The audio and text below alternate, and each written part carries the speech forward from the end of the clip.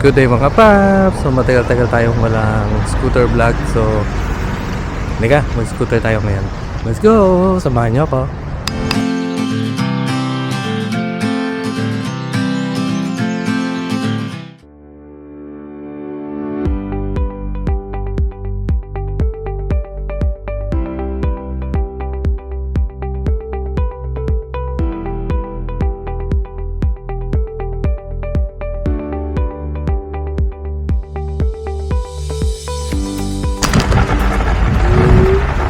We're here at Hawthorne Park.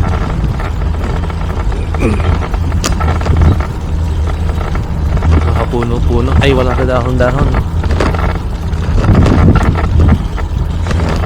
Wala kayo nakatambay. Kasi nga, malamig. Still wind. Oh. Tayo sa tambayan na. Kaya lang, baka basta tayo pupuan eh.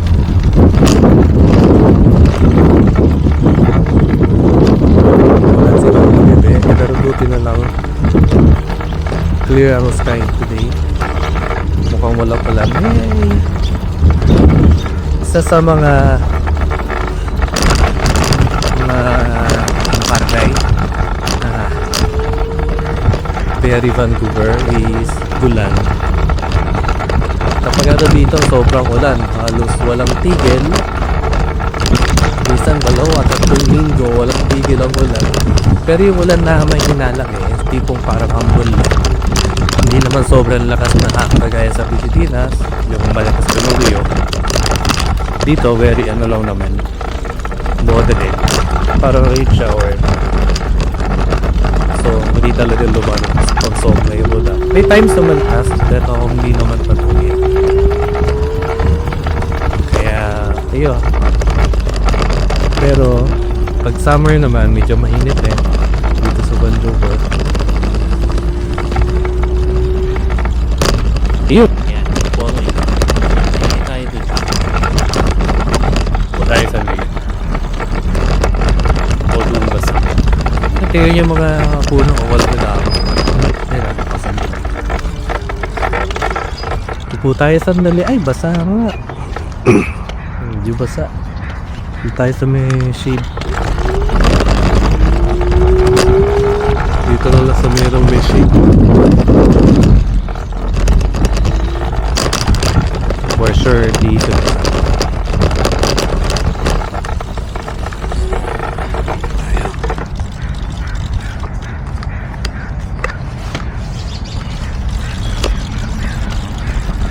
So minsan itong park pinagdadausan ng mga birthday party ng mga bata. So dito tayo ngayon. Po tayo sandali. At yung grocery mag-open pa in 20 minutes. May tayong umpo, tumambay sandali. So nga pala, just wanna share. Ang dami ngayong ganap dito sa immigration policies ng Vancouver. Dami ko ngayon naririnig na story about mga immigrants, especially of course yung mga kababayan natin na bumabalik na ng Pilipinas dahil nga sobrang hirap na ngayon mag-apply ng TR dito sa Canada because of the changes sa immigration policies ng Canada. So nakakalungkot minsan yung mga story na nakikita ko, they've been here for 5 years, 4 years, 6 years. Unfortunately walang nakuhang permanent residency pathway during that time, so walang choice but umuwi. But I salute them kasi may mga ibang lahi na alam niyo yan, nakukuha pa mag-protest because of the changes sa policies. Pinaglalaban nila yung sabi nila rights nila or karapatan nila, but hindi nila naintindihan na ang pag-migrate sa ibang bansa, whether Canada, Australia, US, it will always be a privilege, of course. So, kumbaga, sa bahay, pag pinatuloy ka ng may-ari ng bahay, you're welcome, but it doesn't mean na sa'yo yung bahay. Diba?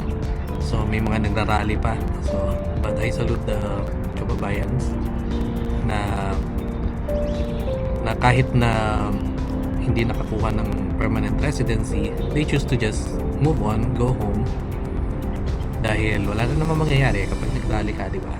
So, pero I just want to commend them as well, encourage them na kahit ganun yung nangyari, I'm sure it's not a no, there will be a redirection for sure. Kung anong plano ni Lord sa buhay ninyo, yun yung kailangan yung malaman, yun yung kailangan yung hanapin. Kasi hindi porke nagsara yung pinto ng Canada, yun na yun, that's the end of the road, diba? Marami naman din tayong mga kaibigan na galing sa ibang bansa before, galing Singapore, although hindi naman nila pinlano mag-migrate sa ibang bansa, they just choose to go back to the Philippines, doon uli magsimula. And I can see them na they are doing well, diba? So it doesn't mean na hindi ka nakakuha ng residency sa Canada, yun na yung katapusan, diba?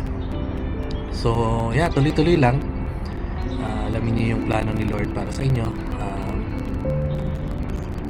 Nakakalungkot lang talaga syempre. Sa totoo lang, yung mga kababayan natin, they deserve to be here kasi masisipag, magagaling sa work. Pero tanggapin natin, of course. Kasama nyo kaming mga naiwan dito. Still looking forward na magkaroon kayo ng chance na makabalik dito sa Canada kasama ng mga pamilya ninyo. So yan, tuloy-tuloy lang. Ganda ngayon, kahit walang dahon yung mga puno, tahimik.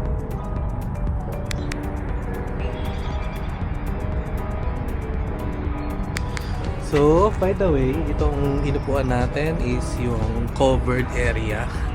May mga tables dito sa Hawthorne Park. So, madalas kapag medyo maganda talaga yung panahon, summer, nagse-celebrate dito ng birthday ang mga bata.